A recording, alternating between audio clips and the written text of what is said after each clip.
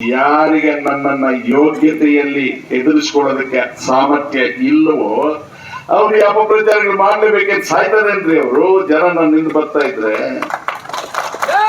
ಬಿಡಿ ಮಾಡ್ಕೊಡಿ, ಅವ್ರು ಯಾಕೆ ಕೇರ್ ಮಾಡ್ತೀರಿ?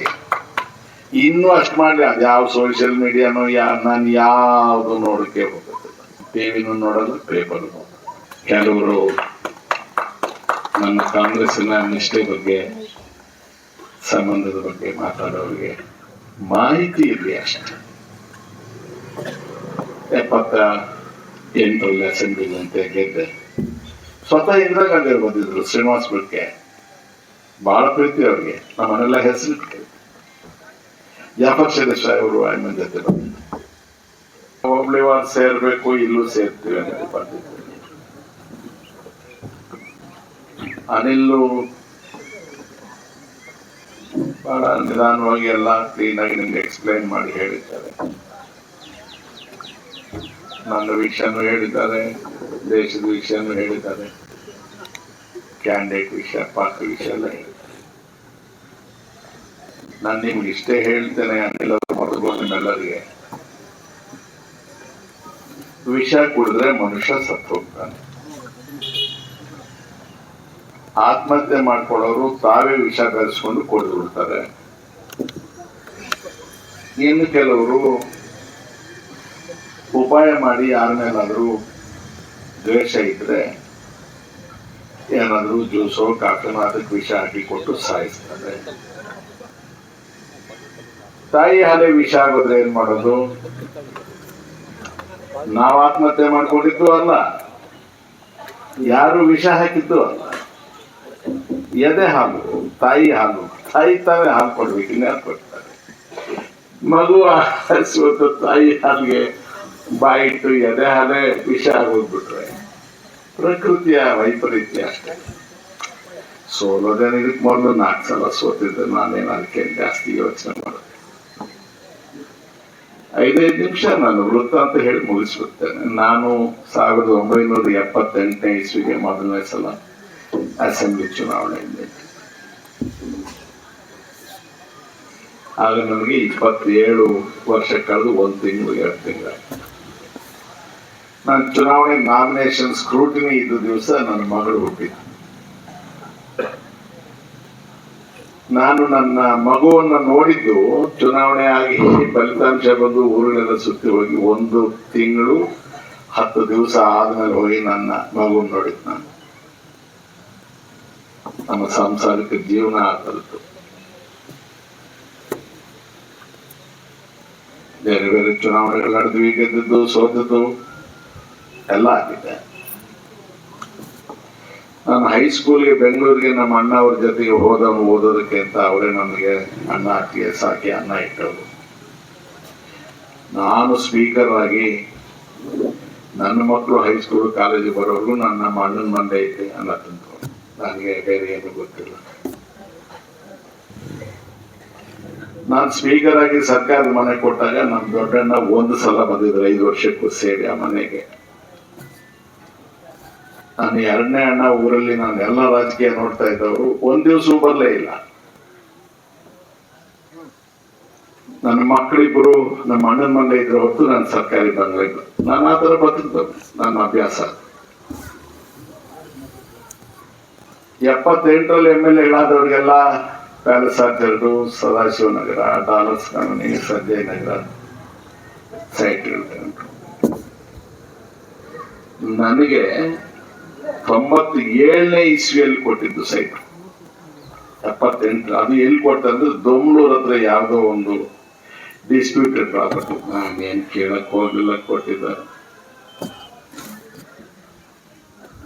ಈಗ ನನ್ನ ಮಗ ವಾಸ ಮಾಡ್ತಾ ಇರ್ತಕ್ಕಂಥ ಮನೆ ಸ್ವಲ್ಪ ದೊಡ್ಡದಾಗಿದೆ. ಅದೆಲ್ಲ ಹೊಲಗಳು, ರೆವಿನ್ಯೂ ಸೈಟ್ ತಗೊಂಡ ಮನೆ ಕಟ್ಕೊಂಡಿದ್ದಾನೆ.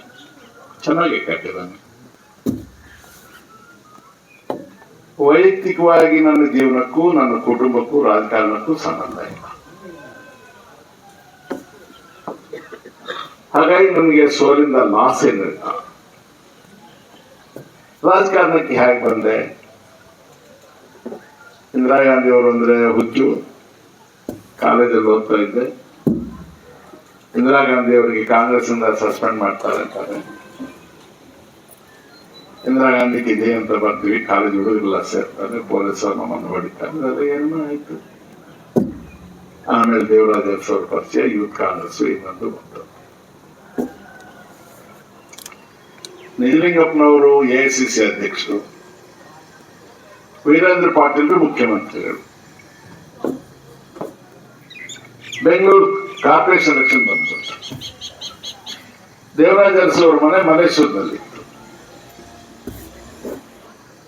ಆವಾಗಲೇ ಒಳಗಡೆ ತಿದ್ದೂರಿ ದೇವರಾಜ ಅರಸು ಅವ್ರ ಮೇಲೆ ಇವನು ತೆಗ್ಸಾಕ್ ಬಿಡಬೇಕು ಅಂತ ಹೇಳಿ ಮಲ್ಲೇಶ್ವರದಲ್ಲಿ ಕಾಂಗ್ರೆಸ್ಗೆ ಕ್ಯಾಂಡಿಡೇಟ್ ಇಲ್ದಂಗೆ ಮಾಡಕ್ಬಿಟ್ರು ಅರಸು ಅವ್ರಿಗೆ.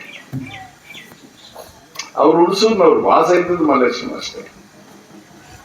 ಅದನ್ನ ಇಂದಿರಾ ಗಾಂಧಿ ಅವ್ರಿಗೆ ಹೋಗಿ ಹೇಳಿ, ಈತ ಮನೆ ಇರೋ ಕಡೆ ಕ್ಯಾಂಡಿಡೇಟ್ ಹಾಕಕ್ಕೆ ಆಗಲಿಲ್ಲ, ಇವನು ತೆಗೆದಾಕ್ಬಿಡ್ಬೇಕು ಅಂತ ಮಾಡಬೇಕು ಅಂತ ಸಜ್ಜು. ನಾನು ಅವಾಗ ಸೆಕೆಂಡ್ ಇಯರ್ BSc ಓದ್ತಾ ಇದ್ದೆ. ನಮ್ಮ ಮನೇನು ಮಲ್ಲೇಶ್ವರನೇ. ಸುಮಾರು 10 ಗಂಟೆ ಅಷ್ಟೊತ್ತಿಗೆ ಅಜೀಜ್ ಸೇಠ್ ಅವ್ರು ಕಾರ್ ಡ್ರೈವ್ ಮಾಡಿಕೊಂಡು ದೇವರಾಜ ಸಾಹೇಬರು, ಅಜೀಜ್ ಸೇಠ್ ಅವರು ನಮ್ಮ ಅಣ್ಣನ ಮನೆ ಬಂದು ಅವನ ಗನ್ಮನ್ ಸರ್ ಸಾಹೇಬ್. ನನಗೆ ಗಾಬರಿ, ನಾನು ಹುಡುಗ ಅಲ್ವಾ, ಓದ್ತಾ ಇದ್ದೇನೆ, ಕಾಂಗ್ರೆಸ್ ಅದೆಲ್ಲ ಖುಷಿ, ಇಂದಿರಾ ಗಾಂಧಿ ಅಂತ. ಅಜೀಜ್ ಸೇಠ್ ಅವ್ರ ತಮಾಷೆಗೆ ಸೈನ್ ಹಾಕೋದಕ್ಕೆ ಅಂತ ನನ್ನ ಹೆಸರು ಪುಣ್ಯಕ್ಕೆ ಹೋಟೆಲ್ ಹೆಸರಿತ್ತು. ಮಲ್ಲೇಶ್ವರ ಕಾನ್ಸ್ಟಿಟ್ಯೂನ್ಸಿಗೆ ಕಾರ್ಪೊರೇಷನ್ಗೆ ನಾನು ಕಾಂಗ್ರೆಸ್ ಕ್ಯಾಂಡಿಡೇಟ್ ಆಗಿ 71 ವಯಸ್ಸು. ಕೆಲವರು ನನ್ನ ಕಾಂಗ್ರೆಸ್ಸಿನ ನಿಷ್ಠೆ ಬಗ್ಗೆ, ಸಂಬಂಧದ ಬಗ್ಗೆ ಮಾತಾಡೋರಿಗೆ ಮಾಹಿತಿ ಇರಲಿ ಅಷ್ಟೇ. 78ರಲ್ಲಿ ಅಸೆಂಬ್ಲಿ ಅಂತ ಗೆದ್ದೆ.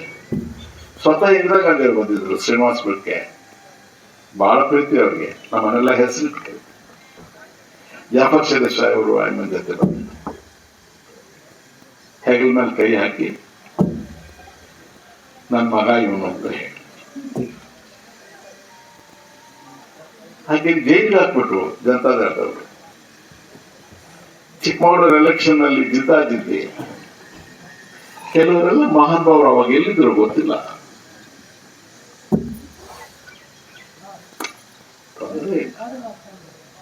ಅರಸೂರು ಕಾಂಗ್ರೆಸ್ನ ಹೊರಗೋದಾಗ ನಾನು ಹೋಗಿದ್ದೆ. ಅರಸೂರು 82 ಜೂನ್ 6ನೇ ತಾರೀಕು, ಅಂದ್ರೆ ಕರೆಕ್ಟಾಗಿ 42 ವರ್ಷ ಆಯ್ತು ಈ ಜೂನ್ ಬಂತು. ನಾನು ಅಸೆಂಬ್ಲಿಯಲ್ಲಿ ಹೊರಗಡೆ ಇವತ್ತಿಗೆ ನಾನು ಅರಸೂರ್ನ ಮರ್ತೇ ಇಲ್ಲ. ಅವ್ರೇನ್ ನಮ್ ನೆಂಟ್ರಲ್ಲ, ನನಗೇನು ಲಿಪಿ ಏನು ಕೊಟ್ಟಿರ್ಲಿಲ್ಲ, ನಿಯತ್ತು. 42 ವರ್ಷ ಆಯ್ತು ಸತ್ತೋಗಿ ಆತ. ನಾನು ಅನ್ನ ಇಟ್ಟವ್ರಿಗೆ, ಕರ್ಕೊಂಡು ಬಂದವ್ರಿಗೆ, ಓಟ್ ಹಾಕಿಸಿದವ್ರಿಗೆ, ನನಗೆ ರಾಜಕೀಯ ಜನ್ಮ ಕೊಟ್ಟವ್ರಿಗೆ ದ್ರೋಹ ಮಾಡಿ ನನಗೆ ಅಭ್ಯಾಸ ಇಲ್ಲ. ದ್ರೋಹ ಅನ್ನೋದು ನಮ್ಮ ಜಾತಕದಲ್ಲೇ ಇಲ್ಲ. ಉಳಿದದ್ದೆಲ್ಲ ಹೇಳಿದ್ರಪ್ಪ, ಜಾತಿದು ಒಕ್ಕಲಿಗದು ಇನ್ನೊಂದು.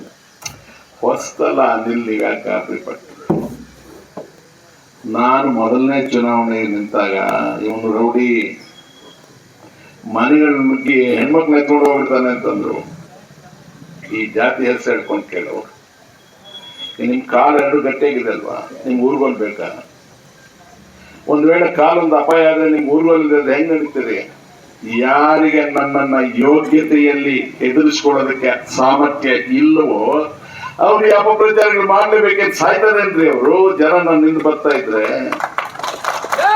ಬಿಡಿ ಮಾಡ್ಕೊಡಿ, ಅದಕ್ಕೆ ಯಾಕೆ ಕೇರ್ ಮಾಡ್ತೀರಿ? ಇನ್ನೂ ಅಷ್ಟು ಮಾಡ್ಲಿ. ಅದು ಯಾವ ಸೋಷಿಯಲ್ ಮೀಡಿಯಾನೋ ನಾನು ಯಾವುದು ನೋಡಕ್ಕೆ ಹೋಗೋದಿಲ್ಲ. ಟಿವಿನೂ ನೋಡಲ್ಲ, ಪೇಪರ್ ನೋಡಲ್ಲ. ಮನುಷ್ಯನಿಗೆ ಲಜ್ಜೆ ಇರಬೇಕು, ನಿಯತ್ತಿರಬೇಕು, ಎಲ್ಲ ಬಹಳ ಮುಖ್ಯ. ಇಂದಿರಾ ಗಾಂಧಿ ಅವರಿಗೆ ಬಡವರಿಗೆ ಆಹಾರಕ್ಕೆ ಸಬ್ಸಿಡಿ ಕೊಡ್ಬೇಕು ಅಂತ ಆಲೋಚನೆ ಯಾಕೆ ಬರಬೇಕು ಹೇಳಿ? ಆ ಕರುಳು ಹಾಗೆ. ಇಂದಿರಾ ಗಾಂಧಿ ಅವ್ರ ಕರುಳು ಬಡವ ಹೊಟ್ಟೆ ತುಂಬ ಊಟ ಮಾಡ್ಬೇಕು ಅನ್ನೋ ಕರುಳು ಆ ತಾಯಿದು. ನಾವು ಆ ದಾರಿಯಲ್ಲಿ ಬಂದವರು. ಪಾಪ ಮೋದಿ ಅವ್ರಿಗೆ ಇದು ಹೆಂಗ್ ಗೊತ್ತಾಗಬೇಕು? ನೀವು ಯೂರಿಯಾದ ಹೇಳಿದ್ರಿ, DAP ಕರೆಕ್ಟೇ, ಅವೆಲ್ಲ ಯಾರಿತ್ತು ಅಂದ್ರೆ ರೈತರಿಗೆ. ಹೇಳೋರು ಯಾರಿದ್ದಾರೆ ಅದನ್ನ? ನೀವೇ ಹೇಳಿ. ಚುನಾವಣೆ ಟೈಮಲ್ಲಿ ನೀವು ಅಕ್ಕಿ ಕೊಡೋದು, ಮನೆ ಕೊಡೋದು, ಪೆನ್ಷನ್ ಕೊಡೋದು, ಬಡ್ಡಿ ಇಲ್ಲದೆ ಸಾಲ ಕೊಡೋದು, ನೀರು ಕೊಡೋದು, ಇವುಗಳನ್ನ ಅರ್ಥ ಮಾಡಿಕೊಂಡು ಇಂಥವನ್ನ ನಾವು ಕಳ್ಕೊಡ್ಬಾರ್ದು ಅಂತ ಇರೋರು ಒಂದು ವರ್ಗದ ಜನ ಇದ್ದೇ ಇರ್ತಾರೆ. ಇನ್ನು ಕೆಲವರು ಇರ್ತಾರಪ್ಪ, ಅವ್ರವಂತ 25 ಇಷ್ಟಾವ ಅಂತ ಕೇಳ್ತಾರೆ. ಎಲ್ಲಿ ಹೋಗಿ ಸಾಯ್ತೀರಿ? ಅವ್ರು ಯಾವತ್ತು ಕೊಡೋದೇ ಮುಖ್ಯ. ಈಗ ಎಲೆಗೆ ಲೈನಾಗಿ ಊಟಕ್ಕೆ ಕೂತಿರ್ತೀರಿ ಕೃಷ್ಣನ, ಬಡ್ಸೋನು ಹಸುವಾದವ್ನು ಏನ್ ಕೇಳ್ತಾರೆ? ಅವನಿಗೆ ಬೇಕಾದ ಕೇಳ್ತಾರೆ. ಹಸುವಿನಲ್ಲಿ ಎರಡು ವಿಧ ಇರ್ತಾರೆ. ಒಂದು ಹಸ್ದವರು, ಇನ್ನೊಬ್ರು ದರಿದ್ರರು. ಹಸುವಾದವ್ನಿಗೆ ಏನ್ ಗೊತ್ತಾ? ಅವನ ಇನ್ನೊಂದು ಸಾಂಬಾರು ಪಲಾವು ಇನ್ನೊಂದು ಹೊಟ್ಟೆ ತುಂಬ ಹಾಕ್ಬಿಟ್ರೆ ಖುಷಿ ಅವನಿಗೆ. ಈ ದರಿದ್ರದವ್ನ ಮುಂಡೆ ಮಗ ಇಣಿಕಿ ಪಾತ್ರೆ ನೋಡ್ತಾನೆ. ನಂಗೆ ಗೊತ್ತು ನಿಮ್ ವ್ಯಾಪಾರ ಅದು, ನಿಮ್ ವೃತ್ತಿ ಅದು, ನಮ್ಗೇನ್ ಬೇಸರ. ನಾವು ಸತ್ಯನೇ ಮಾತಾಡ್ಬೇಕಾಗುತ್ತೆ. ನಿಷ್ಠಾವಂತ ಮತದಾರನಿಗೆ ಯಾವ ಪಕ್ಷ, ಈಗ ಬಿಜೆಪಿ ಕೆಲವರು ಇಷ್ಟಪಡ್ತಾರೆ, ತಪ್ಪೇನಿಲ್ಲ, ಪ್ರಜಾಪ್ರಭುತ್ವ. ನಾವೇನು ಅವ್ರನ್ನ ಬಲಾತ್ಕಾರ ಮಾಡೋದಿಲ್ಲ. ಪ್ರಜಾಪ್ರಭುತ್ವ ಅಂದ್ರೆ ನಾವು ನಮ್ಮ ವಿಚಾರ ಹೇಳ್ತೀವಿ, ಅವ್ರ ವಿಚಾರ ಹೇಳ್ತಾರೆ. ಆದ್ರೆ ನಮ್ಮ ವಿಚಾರ ಹೇಳುವುದನ್ನ ಬಿಟ್ಟು ಇನ್ನೊಬ್ಬರ ಮೇಲೆ ಅಪಪ್ರಚಾರ ಮಾಡೋದಿದೆಯಲ್ಲ, ರಮೇಶ್ ಕುಮಾರ್ ಓಡಿಚಿತ್ತಿರಲ್ಲ, ಮನಾಯ್ಪು ಸೋಲಿತೇಶ, ಇವ್ರ ಮನಾಯ್ಪು ಇವ್ರಿಗಾದ ಯಾರಿಗೆ ಬಂದು ಹೇಳಿದನ ಯಾರಿಗಾದ್ರೂ ಓಟ್ ಹಾಕ್ಬೇಡಿ ಅಂತ ನನಗಂತೂ ಗೊತ್ತಿಲ್ಲ. ಇದ್ರೆ ಯಾರಾದ್ರೂ ನಿಂತ್ಕೊಂಡು ಹೇಳಿ ನನ್ಗೆ ಹೇಳಿದ್ರೆ ಖುಷಿ. ನಾನು ಸ್ಪೀಕರ್ ಆಗಿದ್ದೆ. ಈ ದೇಶದಲ್ಲಿ ಒಂದು ಕಾನೂನಿದೆ, ಒಂದು ಪಕ್ಷದ ಟಿಕೆಟ್ ಮೇಲೆ ಆರಿಸಿ ಬಂದವರು ಆ ಪಕ್ಷಕ್ಕೆ ದ್ರೋಹ ಮಾಡಬಾರ್ದು, ಆ ಪಕ್ಷ ಹೇಳಿದಂತ ಕೇಳಬೇಕು ಅಂತ ನಾನ್ ಮಾಡಿದ್ದಲ್ಲ, ಪಾರ್ಲಿಮೆಂಟ್ ಅಲ್ಲಿ ಕಾನೂನು ಮಾಡಿದ್ದಾರೆ. ಕೆಲವರು ಕಾಂಗ್ರೆಸ್ ಟಿಕೆಟ್ ತಗೊಂಡು ಕಾಂಗ್ರೆಸ್ ಪಕ್ಷಕ್ಕೆ ದ್ರೋಹ ಮಾಡಿದ್ರು. ಕಾಂಗ್ರೆಸ್ ಪಾರ್ಟಿ ಲೀಡರ್ ಬಂದು ನನ್ಗೆ ಕಂಪ್ಲೇಂಟ್ ಕೊಟ್ರೆ ನಾನು ಕಾನೂನಿನಂತೆ ಹೋಗ್ಬೇಕಾ, ಕಾಂಗ್ರೆಸ್ ಬಿಜೆಪಿ ಅಂತ ಹೋಗ್ಬೇಕಾ? ನನಗೆ ಯಾರೇನು ಹೇಳಿದ್ರು ಕೇಳಲಿಲ್ಲಪ್ಪ. ನಾನು ಇಲ್ಲಪ್ಪ, ನೀವು ಕೋಟ್ಯಾಧೀಶ್ವರರಾಗಿದ್ರೆ ನಮ್ಗೆ ಸಂಬಂಧ ಇಲ್ಲ, ನೀವು ಪರ್ಸನಲ್ ಆಗಿ ಎಷ್ಟು ಬೇಕಾದವರೇ ಆಗಿದ್ರೆ ಸಂಬಂಧ ಇಲ್ಲ. ನೀವು ಕಾಂಗ್ರೆಸ್ ಟಿಕೆಟ್ ತಗೊಂಡಿದ್ರಿ, ಗೆದ್ದಿದ್ರಿ, ಕಾಂಗ್ರೆಸ್ ಪಕ್ಷಕ್ಕೆ ದ್ರೋಹ ಮಾಡಿದ್ರಿ, ಅವ್ರು ಕಂಪ್ಲೇಂಟ್ ಕೊಟ್ಟಿದ್ರೆ ನನ್ನ ಎದುರಿಗೆ ನೀವು ಅನ್ಯಾಯ ಮಾಡಿದ್ದೀರಿ, ನಿಮ್ಮನ್ನ ಅನರ್ಹರು ಮಾಡಿದ್ದೀನಿ. ದೊಡ್ಡ ತಪ್ಪಂತೆ ಅದು. ನಮ್ಮನ್ನ ಅನರ್ಹ ಅನ್ಸಿದ್ದಾನೆ, ನಾನು ನಿಮ್ಮನ್ನ ಅನರ್ಹ ಅಂತ ಅನ್ನಿಸಿದೆ, ಭಾರತ ರತ್ನ ಕೊಡ್ಸ್ತಾನಿಗೆ.